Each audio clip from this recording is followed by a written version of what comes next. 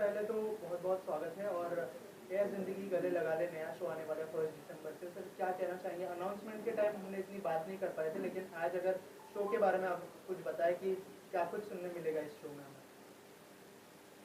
सबसे पहले रसिक श्रोता माई बाप को बहुत बहुत नमस्कार। और बहुत खुशी की बात हो रही है कि काफ़ी टाइम से अवेटिंग हमारा ये खूबसूरत सा कार्यक्रम है ज़िंदगी गले लगा ले। एक सेकेंड ना, एक सेकेंड। कौन से मायर। सबसे पहले तो रसिक माई बाप सभी श्रोताओं को और दर्शकों को मेरी बहुत बहुत नमस्कार। और बहुत दिनों से इंतज़ार में रहे वो प्रोग्राम, जो खूबसूरत प्रोग्राम है ज़िंदगी गले लगा ले, अल्टीमेटली माय एफएम पर आ रहा है 1 दिसंबर से। तो मुझे दिली बहुत खुशी है और मैं उम्मीद करता हूँ कि ऊपर वाला ये प्रोग्राम सक्सेसफुल करें और मेरे दर्शक जो हैं और जो सुनने वाले हैं वो भी इसको पसंद करें, यही भगवान से प्रार्थना करूँगा। मैं कुमार भाई का बहुत बहुत आभारी हूँ कि उन्होंने स्टूडियो रिफ्यूल में ये कार्यक्रम प्रोड्यूस किया है और आपको बहुत अच्छा लगेगा। क्यों? बिल्कुल। मज़े की बात यह है कि सुरेश जी एक लेजेंडरी आर्टिस्ट हैं। आप सब जानते हैं पद्मश्री से नवाजे हुए हैं। और सुरेश जी का जो टेक्सचर ऑफ वॉइस है वो एक हीलिंग टेक्सचर है। हीलिंग मतलब कि जब आप सुरेश जी की आवाज़ सुनेंगे तो आपको कुछ भी एक कोई भी ऐसा लगेगा, किसी को सिरदर्द है, किसी को थोड़ा कुछ अजीब सा है, आप सुरेश जी का गाना सुन लीजिए कभी भी, यू विल फील कि आप हील हो रहे हैं। आपको कभी भी ऐसा कोई डाउन फील हो या कभी ऐसा लगे, लगभग हम बात करें 24 घंटे, फिर 7 दिन, फिर 30 दिन, तो एक दिन ज़रूर ऐसा आता है जिस दिन हमें फील होता है थोड़ा लो फील करते हैं, सब चीज़ें सेम है, बट उस दिन अगर आपको ऐसा फील हो तो सुरेश जी का कोई भी गाना सुन लीजिए। मैं आपको चैलेंज करता हूँ कि you will feel healing out of that. और ये ऐसा नहीं है, ये मेरा मैं बचपन से एक गाना सुनता आ रहा हूँ सुरेश जी का, वो था तुमसे मिलके, ऐसा लगा तुमसे मिलके। आप सोचिए उस वक्त बचपन के इमोशंस से लेकर जवानी के इमोशंस से अभी तक एक मेच्योरिटी वाली जो एज है, उस तक भी वो इमोशंस बहुत बरकरार हैं और वो उसकी जो खुशबू है वो आज तक सेम वैसी है। तो ऐसे जो गाने सुरेश जी ने गाए हैं अपनी आवाज़ में, वो एक हील करते हैं। प्रोग्राम की थीम भी यही है, ऐ ज़िंदगी गले लगा ले। इफ़ यू फील समटाइम, इतनी भाग दौड़ की ज़िंदगी है, इतने प्रेशर्स होते हैं, जिम्मेदारियां होती हैं, परिवार की भी जिम्मेदारियां होती हैं। हमारा इस प्रोग्राम को लाने का एक ही मकसद है कि आप 5 दिन 6 दिन काम करें, संडे को आप अपने परिवार के साथ 1 घंटा निकालें, सिर्फ 1 घंटा, 8 से 9, बस अपने परिवार के साथ एक गाड़ी उठाइए, बच्चों के साथ, अपनी वाइफ के साथ या माता पिता के साथ, जैसा भी आपको कंफर्टेबल लगे, आप बस एक जॉय राइड में निकल जाइए। अब आप सुनना शुरू कीजिए इस प्रोग्राम को। जब सुरेश जी की आवाज़ आपके कानों में आएगी तो यू विल फील ब्लेस्ड, आपको एक रिलैक्स फील होगा। जब आप गाड़ी चला रहे होंगे ना तो आपको ऐसा सांस लेके आप एक रिलैक्स फील करोगे इस आवाज़ के साथ। आप फील करना दोस्तों। सिद्धार्थ भी हैं माय एफएम पे, हम लोगों का टाइप भी जो हुआ वो बेसिक इसी चीज़ को लेके हुआ कि एक हीलिंग प्रोग्राम, एक घंटे का ऐसा प्रोग्राम जो एंटरटेन तो करेगा, आपको हील भी करेगा, एक एंथुसिज्म देगा आने वाले कल के लिए, आने वाले कल को डील करने के लिए। तो बेसिक प्रोग्राम का थीम सब कुछ सुरेश जी की वॉइस है। सुरेश जी की वॉइस, आप मेडिसिन भी समझ सकते हैं, आप हीलिंग भी समझ सकते हैं, आप एक ऐसा शहद समझ सकते हैं जो अगर आपके कानों में घुला तो आपकी रगों में प्यार और मोहब्बत बन के ज़रूर दौड़ेगा दोस्तों। सर इसके अलावा क्योंकि ये शो है, सुरेश सर के गाने तो सुनने मिलेंगे, क्या सुरेश सर ने जो लाइफ में एक्सपीरियंस किए गाने रिकॉर्ड करने के, क्या वो एक्सपीरियंस भी वो शेयर करेंगे ऑडियंस के साथ में? अगर कुछ शेयर करें आप। बड़ी मीठी और सच्ची बातें हैं सुरेश जी की। अब जब आप सुरेश जी की आवाज़ सुनते हैं ना तो उसमें सबसे ज़्यादा एक टेक्सचर होता है, वो बहुत ईमानदारी का होता है। ऐसी ईमानदारी होती है कि जब एक वर्ड बोलते हैं तो दूसरा, दूसरे से तीसरा, आप कोशिश ये करेंगे ये चलती रहे, ये बातचीत चलती रहे। तो सुरेश जी के जितने भी एक्सपीरियंसेस हैं अपनी लाइफ के, हमारे खट्टे मीठे सारे किस्से हैं जो मेरे करियर में या ज़िंदगी में गाने के वसीले से जो घटे हैं वो मैं सबको सुनाऊंगा। जो शो रिकॉर्ड करने का एक्सपीरियंस कैसा रहा आपका? बहुत अच्छा, और कुमार भाई तो वेल रेड, और क्या कहते हैं ना कि सारी मालूमात उन्होंने मेरे बारे में इतनी रखी हैं जो मैं भूल गया था वो भी याद करवाई उन्होंने। अच्छा, तो अच्छा लग रहा है बहुत। दोस्तों एक बहुत अच्छी चीज़ बताऊं, आपने जब ये क्वेश्चन पूछा, आपको इतना बताता हूं दोस्तों, इस शो में एक कागज़ भी हमने लिखा नहीं है। This is all unscripted. जब सुरेश जी मेरे सामने बैठे होते हैं तो मैं उन्हें सादर प्रणाम करके नमस्कार करके अंदर बैठ जाता हूं। हम दोनों एक रिकॉर्डिंग रूम में होते हैं, एक एक गिलास पानी का लेते हैं और बात करना शुरू कर देते हैं। सुरेश जी को ये नहीं पता होता मैं क्या क्वेश्चन पूछ रहा हूँ, और मुझे ये नहीं पता होता कि मैं इनसे क्या क्वेश्चन पूछ रहा हूँ, ये उसका क्या आंसर देंगे। ही इज़ नॉट प्रिपेयर्ड कि मैं क्या क्वेश्चन पूछ रहा हूँ, मैं प्रिपेयर नहीं हूँ कि क्या आंसर देंगे। So it is straight from the heart. कोई तो उसी में एक्चुअली उसी में मज़ा है कि आप सोच के फिर बहुत उसको क्या बोलते ना, मलाई लगा के शहद लगा के बोलेंगे। एक्सटेम्पोर जब आता है तो धाड़ करके जो भी सही बात होती है वो निकलती है, वो अच्छी हो क्रूड हो, मगर सही बात कहने का मज़ा आता है। जो बिना लिखा हुआ बिना सोचा हुआ करते हैं तो बहुत अच्छा लगता है। एक भी सवाल, एक भी क्वेश्चन इस पूरे शो के अंदर स्क्रिप्टेड नहीं है। It is all non scripted. चलेगा। सो द थिंग्स, पहला सबसे सच्ची चीज मेरा ये मानना है, देखो दोस्तों, बिजनेस जब हम करते हैं तो दिमाग का इस्तेमाल बहुत ज़्यादा करते हैं, जब हम मोहब्बत करते हैं तो दिल का इस्तेमाल करते हैं। ये मोहब्बत है, दिस इज़ प्योर मोहब्बत। सुरेश जी जब आप इस शो को सुनेंगे तो मैं अभी बहुत ज़्यादा रिवील नहीं करना चाहता, मैं चाहता हूँ आप लोग खुद सुने। आप जितने लोग हैं आप अपनी फैमिली के साथ संडे को जाएं, ईमानदारी से बेइंतहा काम करें, मंडे टू फ्राइडे सैटरडे आप बेइंतहा काम करें, सिर्फ संडे को 8 से 9 के बीच में एक जॉय राइड पे जाएं अपनी फैमिली के साथ, बच्चे के साथ, वाइफ के साथ, जो भी आपका प्यारा अपना आपका है, आप जाएं और सिर्फ सुरेश जी की वॉइस का टेक्सचर सुने उस प्रोग्राम में, वो गाने सुने। ऑब्वियसली वो गानों का भी एक थीम है। अब जैसे वो अपन इंटेंसिव केयर में चले जाते हैं तो वो पहले कौन सी मेडिसिन देते हैं, फिर कौन सी मेडिसिन देते हैं, तो this is called a intensive care. आपका 1 घंटे का इंटेंसिव केयर है जिसमें आप सबसे महत्वपूर्ण है, आपकी ज़िंदगी सबसे महत्वपूर्ण है। आप क्या सोच रहे हैं, कहाँ पे आप हैं। मेरा भी और सुरेश जी का ये मानना है कि आपके अंदर अपने आप को कंट्रोल करने की सारी पावर्स, स्थिति सब सेम रहती हैं, बस आपका सोचने का तरीका बदल जाता है, उस चीज़ को डील करने का तरीका बदल जाता है। चीज़ सब कुछ सेम है, आप ही उसको बदलते हैं, आप ही उसको सोचते हैं और आप ही उसको करते हैं, सिर्फ और सिर्फ समय का फ़र्क होता है।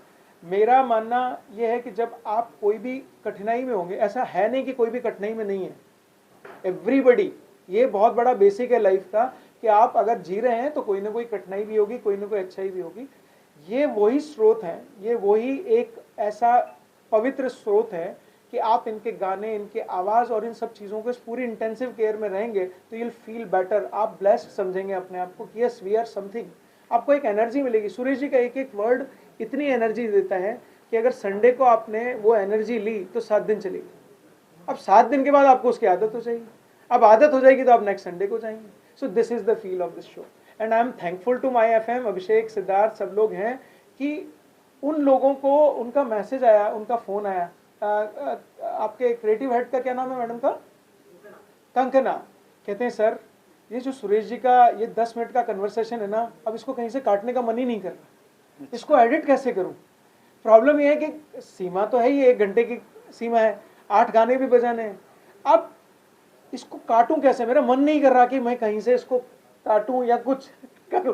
तो आई सेड कि सीमा और वो है, आप ऐसा करिए, जो गाना सुरेश जी का है, सपोज करिए ए जिंदगी गले लगा ले हैं, तो उससे रिलेटेड सुरेश जी ने बोला 5 या 6 मिनट, तो उन्होंने दिल पे पत्थर रखे ना, उसको यहाँ से थोड़ा काटा, यहाँ से थोड़ा काटा, फिर बाद में कहते हैं सर नहीं काटते, चलो कोई बात नहीं, इसको पीसीस में। बट उसी तो ऐसे पहले एपिसोड में तुमसे मिलके वो एक ऐसा आइकॉनिक सॉन्ग है, मेरे ख्याल से कोई ऐसा इंसान नहीं होगा जिसने यह नहीं सुना होगा, राइट। तुमसे मिलके ऐसा लगा, तुमसे मिलके। अच्छा, मैंने अपनी लाइफ के जितने भी कपल्स देखे हैं, या तो उन्होंने इस सॉन्ग के ऊपर अपनी मैरिज हुई इन लोगों की तो इसके ऊपर डांस किया, या वो कोई लॉन्ग ट्रिप पे गए तो उन लोगों ने गाना सुन के इस गाने को एंजॉय किया, न्यूली मैरिड कपल हनीमून पे गए तो ये गाना सुन के एक दूसरे की, so this song is a refuel of life, this song is a refuel of life. आप अपने अंदर वो जोश, वो एनर्जी सुरेश जी के द्वारा गाए हुए सॉन्ग से ले सकते हैं दोस्तों। हो सकता है कि सुरेश जी ने जब वो गाना गाया, देखिए वो गाना है 90 के दशक का, 80 के दशक का, उस वक्त आप कितने साल के थे, आज कितने साल के हैं, बड़ा चेंज आया होगा लाइफ में।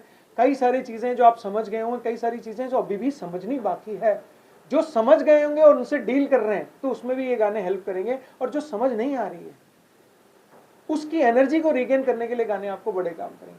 सो it is a complete dose, complete healing process of 1 hour. I request you कि एक बार जस्ट इस जर्नी पर जाइए। मंडे टू फ्राइडे आप जैसे पहले काम कर रहे थे ना, और उसके अगले इस शो को सुनने के बाद जो काम करेंगे उसमें बहुत फर्क होगा दोस्तों।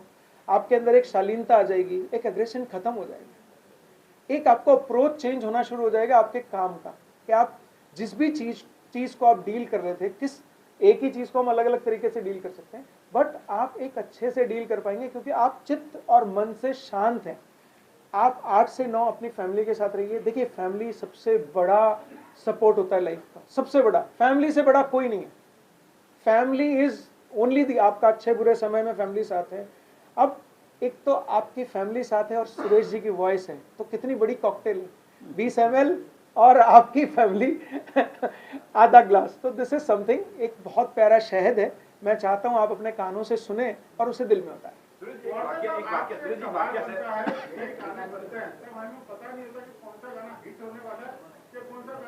नहीं चलने वाला, कभी आपके साथ ऐसा महसूस हुआ है? काफी सिंगर्स ने बोला है कि आपको लगा कि ये गाना बहुत हिट होना चाहिए, लेकिन लोगों ने देखा ही नहीं, सुना ही नहीं, और कभी यूं ही गा दिया और वो बहुत बड़ा हिट हो गया। उस अनुभव को कुछ शेयर करना चाहिए आप? आपने आपके क्वेश्चन में ही उसका जवाब बहुत भी बड़ी दे दिया। जवाब दिया आपने, यस। क्योंकि काश ये पता चलता रिकॉर्डिंग के टाइम पे कि ये हिट होने वाला है, मगर वो पता नहीं कहाँ कहाँ चला जाता है, मालूम नहीं। और जिसकी तरफ बहुत ज़्यादा ध्यान नहीं दिया जाता है संगीतकार की तरफ से या गायक की तरफ से, वो इतना हिट होता है कि आदमी सोच भी नहीं सकता है। मतलब ऐसा समझ लीजिए कि आपका हर प्रोग्राम उस गाने के सिवाय कंप्लीट नहीं होता। तो ये तो किसी के हाथ में नहीं होता। उस गाने की कुंडली अच्छी होनी चाहिए। मैं इसको बहुत मानता हूँ कि वो गाना किस समय पे बना, कब रिकॉर्ड हुआ, किस फिल्म में आया, वो कैसे पिक्चराइज हुआ, उसकी कुंडली बन जाती है एक। और आपको मालूम है, अगर भविष्य को आप मानते हैं तो हमारी इंडस्ट्री में सबसे ज़्यादा भविष्य का काम चलता है। जिसका समय अच्छा हो, जिसकी कुंडली अच्छी हो, गाना कहिए, फिल्म कहिए, तो वो ना चाहते हुए भी चलेगा। तो ये किसी के हाथ में नहीं होता। अपना काम मेहनत से करना चाहिए, अपनी फुल एनर्जी उसमें लगानी चाहिए, तो भगवान तो सक्सेस दे ही देता है। तो ये गाना किस तरह से मिला आपको, इसकी रिकॉर्डिंग का अनुभव, इसके लिए आपको कैसे पिच किया गया, इसको कुछ शेयर करना चाहिए। लोगों की बहुत जिज्ञासा है कि इस गाने को लेकर कि किस तरह से गाना पूरी तरह से निर्माण हुआ, बना है। एक्चुअली ये तो इस प्रोग्राम में आप सुनेंगे, इस एपिसोड में है सर। सारी चीज़ें मैंने कही हुई है और आपको बहुत मज़ा आएगा। वो जैसे अभी रिवील करके उसका उस एपिसोड का मज़ा खत्म हो। कौन से गाने की बात कर रहे हैं? है जिंदगी। ये मैं कहीं रिकॉर्ड कर रहा था मेरा एक गाना फिल्म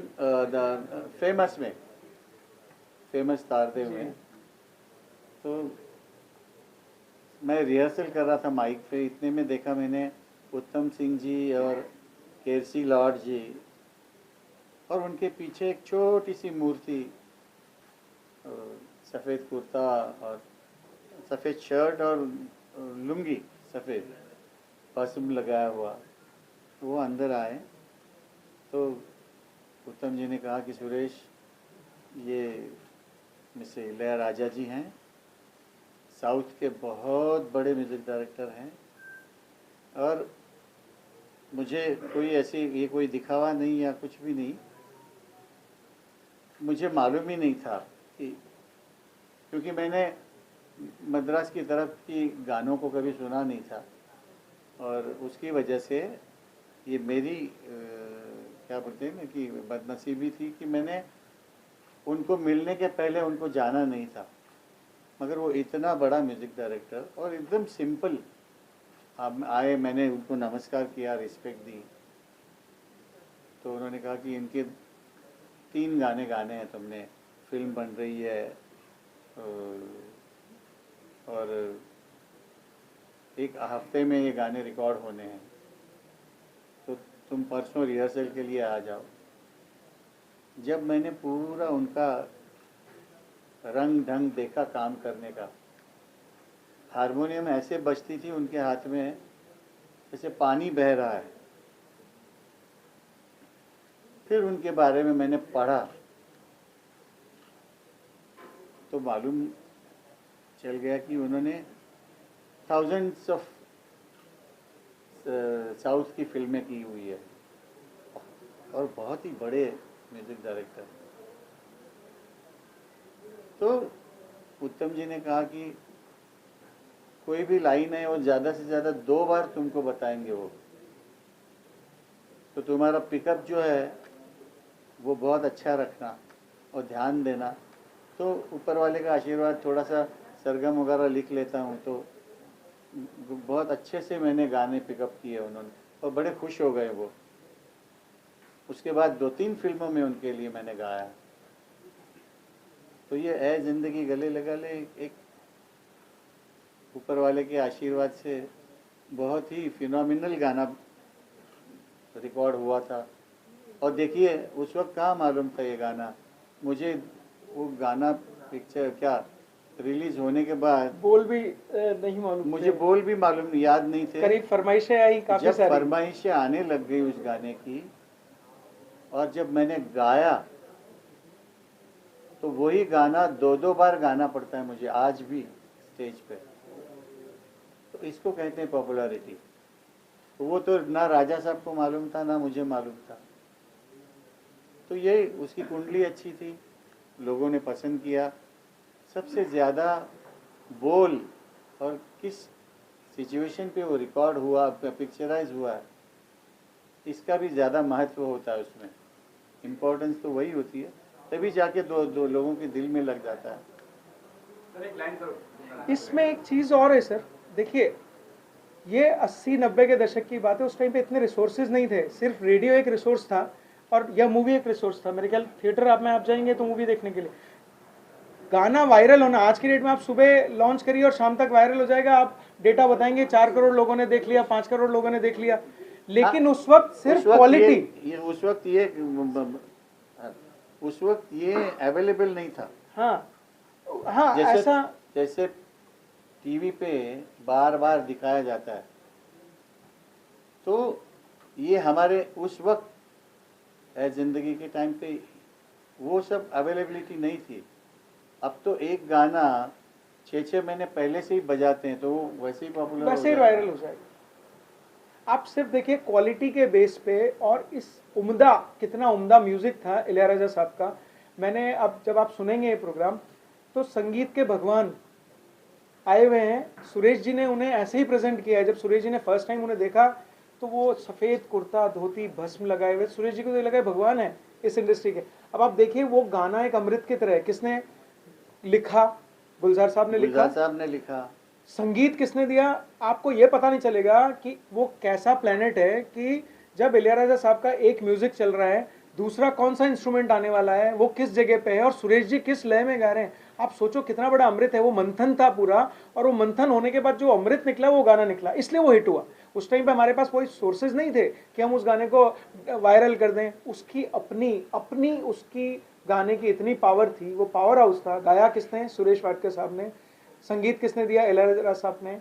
और लिखा किसने? गुलजार साहब ने। सोचो त्रिवेणी, ये संगम सिर्फ आपको या तो वहां मिलेगा या ये उस गाने में था। और राजा साहब जैसा म्यूजिक डायरेक्टर मेरे हिसाब से पूरी इंडस्ट्री में नहीं है। आज भी गुण को अगर नापा जाए तो ऐसा म्यूज़िक डायरेक्टर इलैयाराजा साहब है या मेरे दादू है रविंद्र जैन जी, ऐसा म्यूज़िक डायरेक्टर इंडस्ट्री को नसीब नहीं होगा। है जिंदगी गले लगा ले, हमने भी तेरे हर एक गम को गले से लगाया है ना ऐ जिंदगी। वर्षा साहब, कभी आपको ये ऐसा महसूस नहीं हुआ, आज ऑडियो वीडियो का आपने भी कहा, जिक्र किया कि बहुत इम्पोर्टेंस होता है कि रेडियो की जगह टेलीविजन का आता है? हाँ, ये आपने बड़ा अच्छा, ये अब आप लिख लीजिए, प्रेस कॉन्फ्रेंस नेक्स्ट जो होगी ना वो टेलीविजन के लिए होगी और सुरेश जी आएंगे। नेक्स्ट जो प्रेस कॉन्फ्रेंस होगी ना, अभी ये बस नेक्स्ट मेरा यही है कि सुरेश जी के साथ मैं एक शो करता हूँ वो टेलीविजन पे, ठीक है, पॉडकास्ट होगा उसका, बट ये मैं आज डिस्कस करके आपको मगर एक चीज है ना, एक चीज है ना भैया कि हर वक्त आप टीवी के सामने तो होते नहीं है। गाड़ियों में आते जाते कितना रेडियो सुना जाता है सारी दुनिया में। मैं ऊपर वाले के आशीर्वाद से सारी दुनिया में जाता हूँ शोज के लिए। कभी गाड़ी में हम लोग, हमारे साथ हमको लेने आने जाने वाले तो हमारे अपने ही हिंदुस्तानी भाई बहन होते हैं, तो उनकी गाड़ी में वहाँ का एफएम लगा ही होता है और उसमें सब गाने बजते रहते हैं। उसमें से कभी कभार हमारा भी गाना आ जाता है तो हमको खुशी हो जाती है, अच्छा अमेरिकन लोग हमको याद रखते हैं। तो ये बहुत बड़ा माध्यम है। They are blessed that they are listening the voice of Mr. Suresh Wadikar. TV फिर भी मैं 2 नंबर पे रखता हूँ क्योंकि रेडियो आपको आते जाते रेडियो सुनने को मिलता है। टीवी तो आपको देखना पड़ेगा और देखने जाओगे तो गाड़ी कैसे चलाओगे या चल भी कैसे पाओगे, चित्र देखोगे नहीं तो उसका मज़ा नहीं आएगा। इससे अच्छा है ना रेडियो कान पे मधुर गीत घोलता रहता है। फर्क इनपुट डिवाइस का है, एक जगह सिर्फ कान है और सीधे दिल पे चले जाते हैं, तो आई थिंक रिएक्शन टाइम बहुत कम होता है। एक जगह आंख है और कान है, लेकिन आंख जहाँ आ गई वहाँ आपका दिमाग जरूर यूज होगा, तो वो फिल्टरेशन और इस फिल्टरेशन में बहुत फर्क है।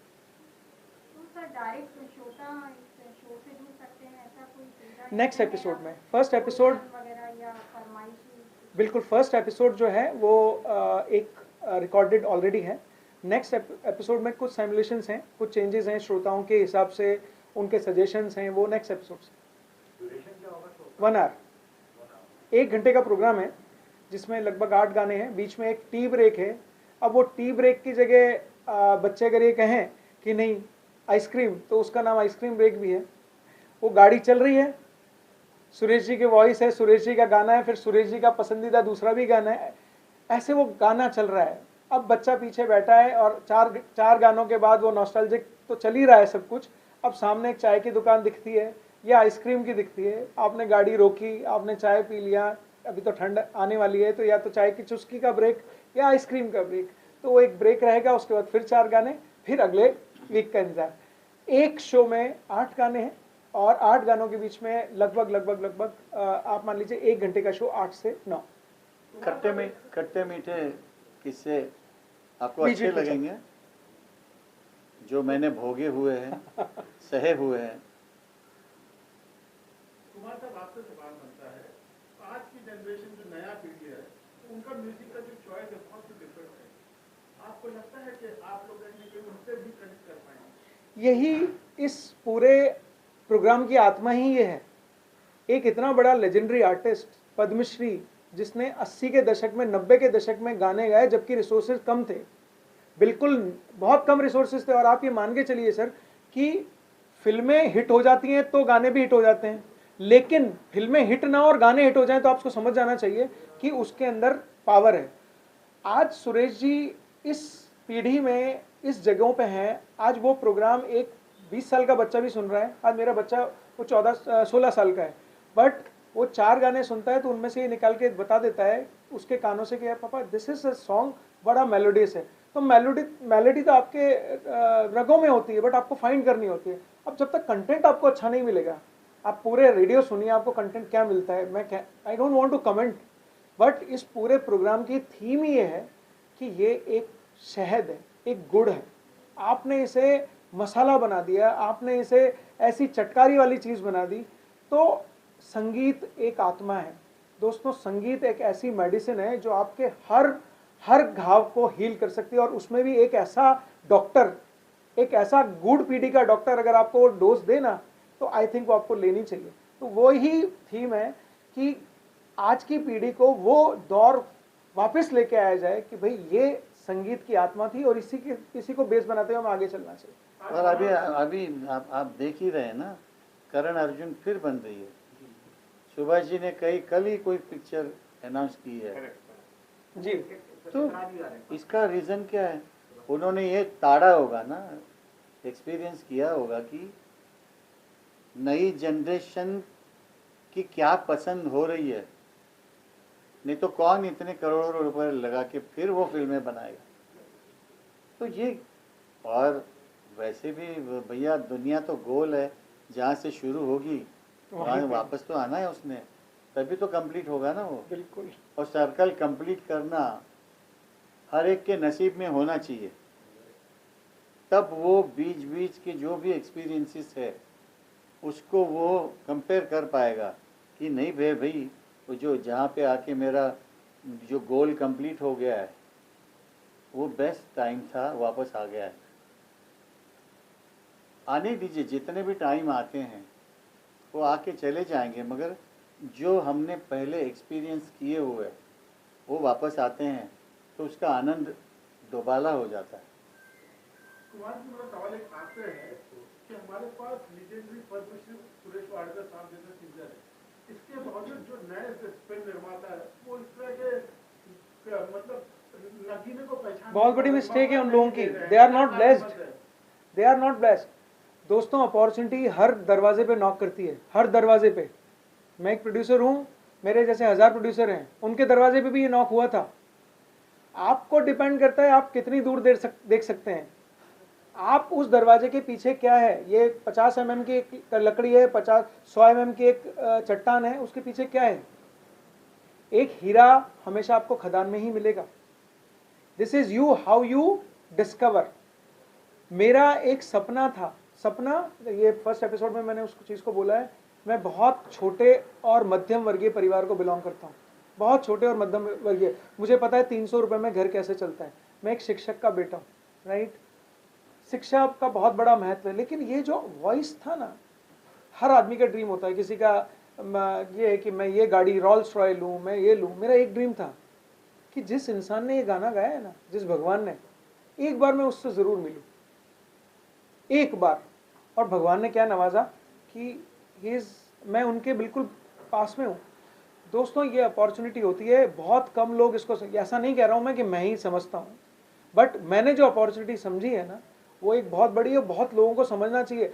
इंडस्ट्री में काम रोक देना ये बहुत बड़ी भूल थी उनकी, उन लोगों की बहुत बड़ी भूल थी। मैं नाम किसी का नहीं लेना चाहता।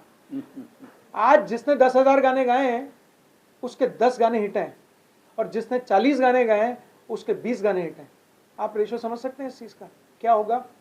This is quality, this is only the quality. Industry से मुझे कोई गिला शिकवा नहीं है, लेकिन ये गोला है एक, जिस गोले में जो आ गए बस वो ही रह जाते हैं। इस गोले को भेदना बहुत मुश्किल है। ये चक्रव्यूह है किसका? आपने ये चक्रव्यूह पहले भी पढ़ा होगा, लेकिन आज वी आर ब्लेस्ड कि हमने इस चक्रव्यूह को भेदा। हमें फाइनेंशियली या कुछ, सुरेश जी की वॉइस करोड़ों लोगों तक पहुंच जाए, मेरा इससे बड़ा कोई एम नहीं है। अगर पहले एपिसोड में, मेरे ख्याल माई एफएम की लिस्टरशिप 7 CR है, 7 करोड़ लिस्टरशिप है इन लोगों की, 30 सिटीज़ में और 7 स्टेट्स में ये लॉन्च हो रहा है। इतना कैपेबिलिटी भगवान ने, ईश्वर ने दिया। और जो ईश्वर हमारे साथ है, ईश्वर हमारे साथ हैं आवाज़ से भी और सब चीज़ों भी। अगर ये 7 करोड़ लोग सुन लेंगे ना दोस्तों, तो 7 करोड़ के परिवार घर पे जाके एक अच्छा एनवायरनमेंट लेके आएंगे, अच्छा एनवायरनमेंट। जिन लोगों ने छोड़ दिया, जो लोग नहीं कर पाए, वो अपॉर्चुनिटी नहीं समझ पाए, touch wood, I am blessed that I got that opportunity to associate with Suresh. बहुत बड़ा म्यूजिक डायरेक्टर। अगर हमारे यहाँ की जो पद्धति है कि उस म्यूज़िक डायरेक्टर को बाकी के म्यूज़िक डायरेक्टर फॉलो करते हैं, अगर उसने आपके बारे में कुछ बोल दिया तो जैसे स्टैंप लगता है ना, यस, ये बहुत बुरा एटमॉस्फेयर तैयार करते हैं। फिर ये नहीं होना चाहिए। अगली भी जनरेशन हमारी आ रही है, अगर आपको उसके साथ काम नहीं करना है तो मत करिए, मगर उसके बारे में कुछ गलत मत बोलिए, नहीं तो बाकी के लोग फॉलो करते हैं उसको। बिल्कुल। और जैसे एक भेड़ आगे चलता है तो उसके पीछे हजारों भेड़ चलने शुरू हो जाते हैं। तो इस चीज़ का ख्याल हर म्यूज़िक डायरेक्टर ने रखना चाहिए कि भाई तुमको काम नहीं करना है किसी के साथ, मत करो, मगर तुम फैलाओ मत। अगर एक अच्छा कोई काम करने वाला, मैं छोड़िए, मेरे से भी अच्छा काम करने वाले लोग हैं, उनके करियर के ऊपर बड़ा असर हो जाता है उसका। या आपको उसका गाना समझ में नहीं आया होगा तो वो आपकी खामी है, मगर बाकियों के दिमाग में क्यों डालते हो? और कितनी खराब बात है ये। और हमारी पूरी इंडस्ट्री में यही कुछ चलता है, इसीलिए हमारी इंडस्ट्री बहुत ज़्यादा पनपती नहीं है। आपने हिस्ट्री से देख रहे होंगे, कोई राज नहीं कर पाता। 2000 फिल्में बनती है अगर साल की, उसमें से 6 चलती हैं, तो आपने क्या पा लिया उससे? अगर हर इंसान का आशीर्वाद, मैं भी थोड़ा सा आध्यात्मिक लाइन पे जा रहा हूँ, अगर हर इंसान का आशीर्वाद ले लो तो 2000 में से 1700 फिल्में चलनी चाहिए। बिल्कुल। तब ये इंडस्ट्री फ्लोरिशिंग है, ऐसा बोल सकते हैं। ये इंडस्ट्री शुरू से ही फ्लोरिशिंग है नहीं है। बिल्कुल। कोई 3 आदमी फिल्म बनाते हैं, वो भी हम लोग बोलते हैं ना कि एक आदमी रोल्स रॉयस लेके आया, वो बॉम्बे में चलाने लग गया, चौथे दिन वो नरीमन पॉइंट के पास खड़ी हो गई, चल ही नहीं रही थी। तो रोल्स रॉयस का तो मैकेनिक डायरेक्ट वहाँ से आता है, वारंटी होती है। उसने बोला कि बोनेट खोलो, बोला तो खुला और देखा तो इंजन ही नहीं उसमें। तो मालिक बोलता है कि ये 6 दिन चली कैसे? बोलते रेप्यूटेशन पे चली है। इससे बड़ा एग्जाम्पल कोई नहीं हो सकता सर, इससे बड़ा तो जिसका रेप्यूटेशन है उसकी फिल्म चलती है, तो बाकी के क्या करेंगे यार? यही होता है इस इंडस्ट्री। हमारे पब्लिक को भी ये ध्यान में आना चाहिए कि छोटी सी छोटी भी फिल्म बनी है तो उसको देखो, उसको अप्रिशिएट करो। बड़े बड़े नाम नहीं लेना चाहता हूँ, उनको खराब लगेगा, ज़्यादा परवाह नहीं हो मुझे ऐसे, मगर उनको खाम का खराब, मैं अपने मुंह से क्यों नाम लूँ उनका? तो उनकी फिल्में कभी कभी इतनी भद्दी होती है, मगर रेप्यूटेशन पे पहला दिन तो चलता ही है। तो अगर पहले दिन पूरे शोज गए पूरे भारत देश में, तो उसकी तो हिट हो गई ना फिल्म। बिल्कुल।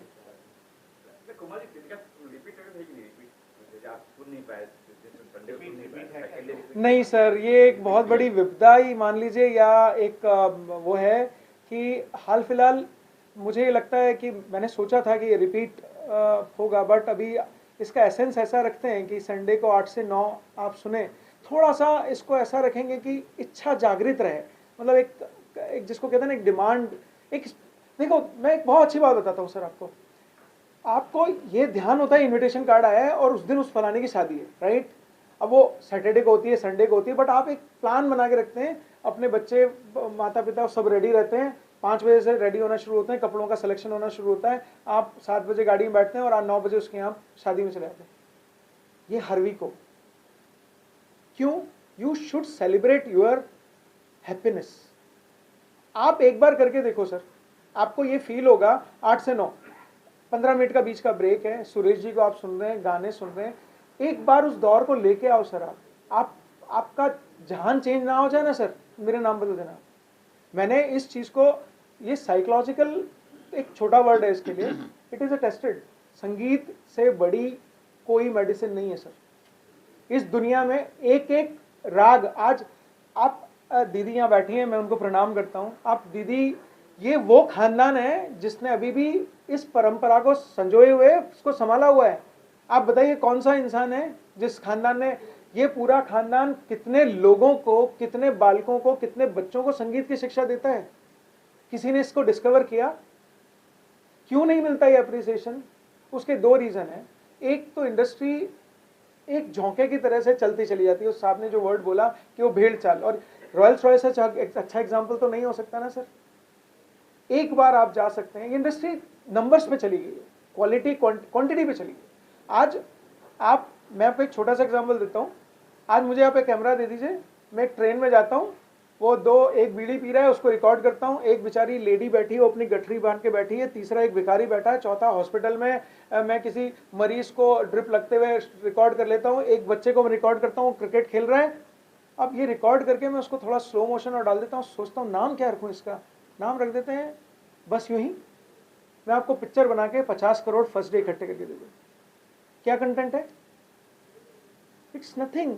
जब तक आप लोगों को कंटेंट ही नहीं देंगे, आप आज की डेट में आप मुझे कोई भी एक मूवी का नाम बता दीजिए जो आपको बहुत अच्छी लगी हो। कोई भी ऐसा गाना बता दीजिए जो आपको बहुत अच्छा लगा हो, जो आपके मुंह पे हो भी। नहीं है, इंडस्ट्री के पास कंटेंट ही नहीं है। इसीलिए जिन लोगों के पास कंटेंट है, जिन लोगों ने इसको धरोहर बना के रखा है, एटलीस्ट हमारा फर्ज बनता है। देखो दोस्तों, ये प्रेस कॉन्फ्रेंस है, ये भी मेरे बहुत अच्छे मित्र हैं। इनको कल रात को बोला, उसको मैंने बोला 1 तारीख को, देखो मैंने पूरे ऑल इंडिया में जितना ब्रॉडकास्ट फीस माई एफएम को दिया होगा ना सर, उससे 1.5 गुना खर्चा किया होगा प्रिंट पे। 55 लाख सिर्फ कि तुम उठो, एक सुनो किसी इंसान को जो हमारा इंडस्ट्री का इतना बड़ा लेजेंड है, उसकी आवाज सुनेंगे। आज सुरेश जी जैसे इंसान है, अगर हम इस धरोहर की कदर नहीं करेंगे, कौन करेगा सर? किसके पास है ये बेड़ा? आई एम रेडी, मैं अपना पूरा सब कुछ लुटा सकता हूँ। I am ready to spend everything, not even my savings, I am ready to spend everything, but at least this is a last opportunity to have the access of these kind of legendary artist. और ये हमारी धरोहर है दोस्तों। हम लोग ध्यान नहीं रखते, ये मैं बिल्कुल, मैं भी मान रहा हूँ, मैं भी उनमें से एक ही था, बट आई डिड, मैंने अपना प्रयास किया और ईश्वर ने मुझे इतनी बड़ा, इतना सम्मानपूर्वक ऐसी चीज़ दी। I am blessed. My FM ने ये अपॉर्चुनिटी समझी। I think Sachin was there. Sachin ने एक मेल में वीसी किया और मैंने इनको कंफर्म कर दिया। दे सेड इतना पैसा, आई सेड ओके। बट जो ये शहद आपको दे रहे हैं ना सर, ये एक बार आप चख के देखिए, you will feel your life got changed. अब मेरा सबसे बड़ा प्रॉब्लम क्या है, मैं शोबिज में हूँ मगर शोबाज नहीं हूँ मैं। मुझे बहुत ज़्यादा उसका अवडंबर करने आज तक नहीं आया है। अभी 70 के करीब हो रहा हूँ मैं, आज तक नहीं आया, तो इसके बाद क्या करेगा। मगर इस भाई ने मेरा हाथ पकड़ा और उनको लगा मेरे गानों के लिए प्रेम, उनका जब जागरूक हुआ, उनको लगा कि भाई ये करना चाहिए। मुझे भी अच्छा लगा, तो हम लोग आगे बढ़ गए।